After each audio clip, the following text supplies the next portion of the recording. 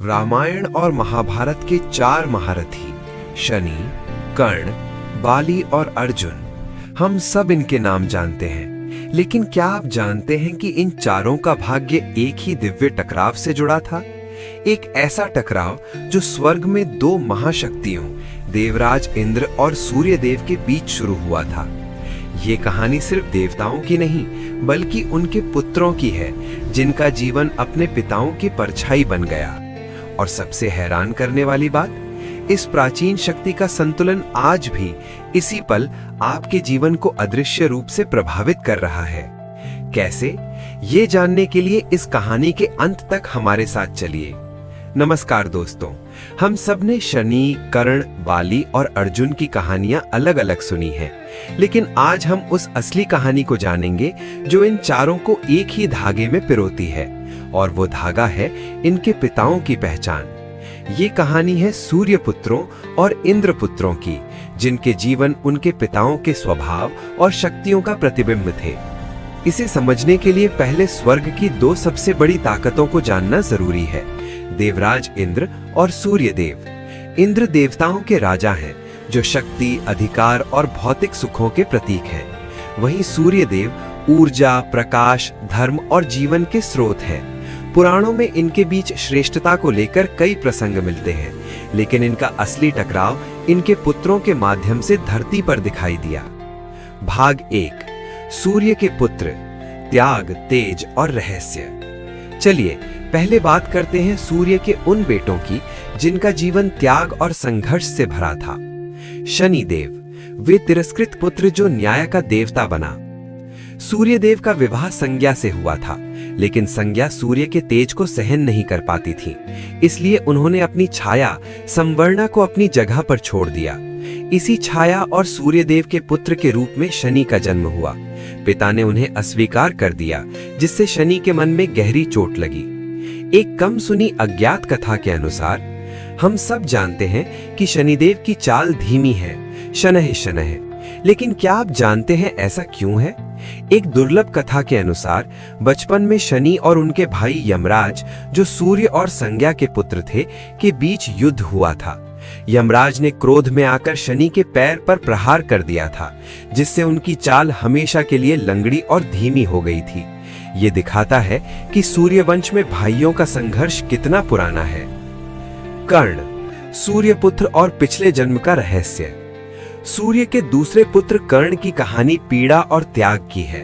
कुंती ने उन्हें जन्म दिया और समाज के डर से त्याग दिया। वे सूत पुत्र कहलाए, लेकिन उनका तेज सूर्य समान था। एक प्राचीन और गुप्त रहस्य के अनुसार कर्ण और अर्जुन की दुश्मनी सिर्फ महाभारत की नहीं थी, बल्कि ये पिछले जन्म का बदला था। पुराणों की एक कम सुनी कथा के अनुसार कर्ण अपने पिछले जन्म में दंभोदभव, जिसे सहस्र कवच भी कहते हैं, नाम का असुर था। उसके पास 1000 कवच थे। उस समय नर और नारायण, जो बाद में अर्जुन और कृष्ण बने, ने उससे युद्ध किया था और उसके 999 कवच तोड़ दिए थे। वो असुर सूर्यदेव की शरण में चला गया और बाद में बचे हुए 1 कवच के साथ कर्ण के रूप में पैदा हुआ। इसलिए अर्जुन को नर का अवतार होने के कारण कर्ण का वध करना ही था, ताकि वो आखिरी कवच भी तोड़ा जा सके। भाग 2, इंद्र का अंश, शक्ति, वैभव और वरदान। अब बात करते हैं इंद्र के उन पुत्रों की जिनके जीवन में शक्ति और अद्भुत वरदान थे। बाली, जिसे अपनी शक्ति का अभिमान था। किष्किंधा का राजा बाली, जिसे इंद्र से एक स्वर्णहार और अजेय होने का वरदान मिला था कि दुश्मन की आधी ताकत उसे मिल जाएगी। एक रोचक तथ्य जो बहुत कम लोग जानते हैं, बाली सिर्फ एक वानर राजा नहीं था। ब्रह्म पुराण के अनुसार बाली की दानवीरता और इंद्र तत्व इतना प्रबल था कि उसे अगले मनवंतर, सावर्णी मनवंतर में नया देवराज इंद्र बनने का वरदान प्राप्त है। यानी जिसे राम ने मारा, वो भविष्य का इंद्र बनने वाला है।